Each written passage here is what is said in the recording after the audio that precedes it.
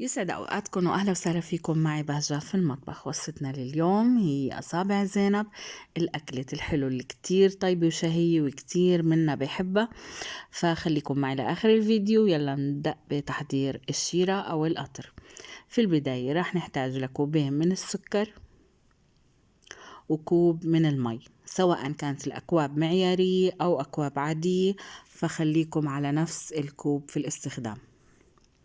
ما منحرك السكر أبدا، منحطه على النار، وأول ما يغلي منحركه شوي لنتأكد من ذوبان السكر.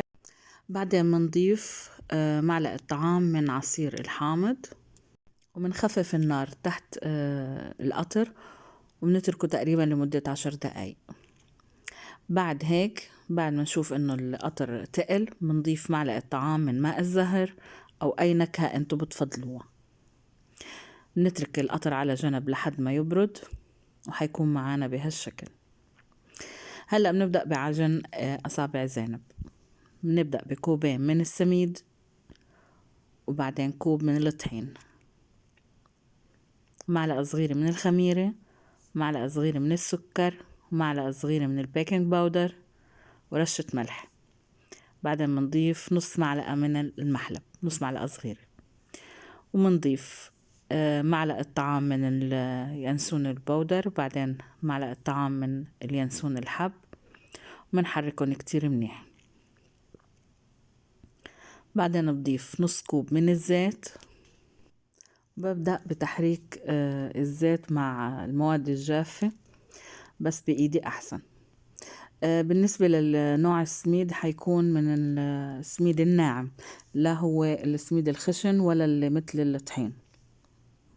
بعدين بعجن بكوب من المي، بضيف أول إشي 3/4 الكوب وبخلي ربع، وبعجن فيهم بشوف إذا احتاج كمية كلها بضيفها.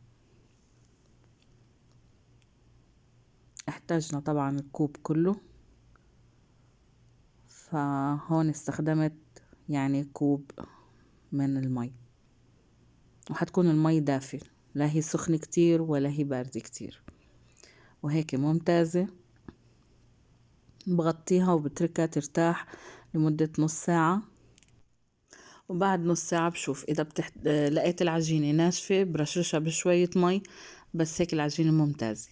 لازم تكون العجينة شوي قاسية علشان الرسمة تمسك فيها. بجيب الأدوات اللي أنا هشكل فيها، فعندي هون هاي المصفاية وعندي المبرشة، بس أنا عجبتني نقشة المصفاي.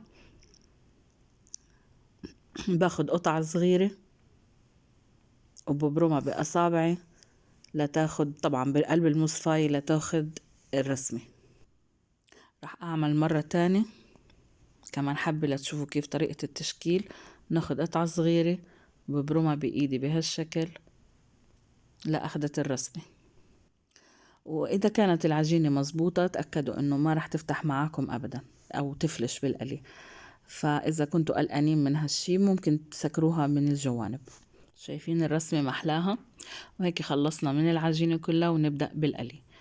أول شي لازم يكون الزيت غزير وعلى نار متوسطة، ولما نبدأ بالقلي ما يكون الزيت حامي كتير، علشان هيك حيحمر من برا وبيضل ني من جوا.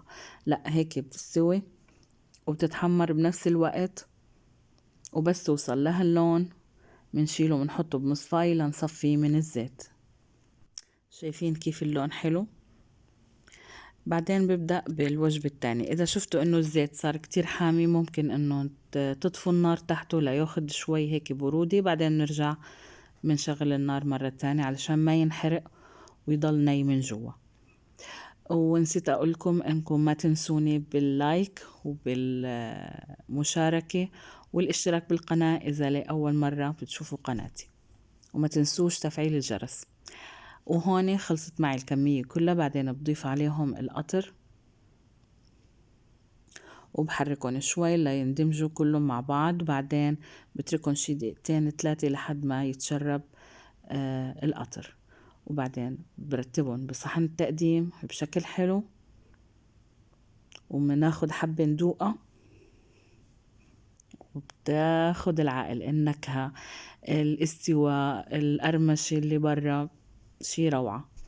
بتمنى انكم تجربوها وتخبروني بالتعليقات عن رأيكم فيها، وألف ألف صحة وهنا، واستنوني بالفيديو الجاي.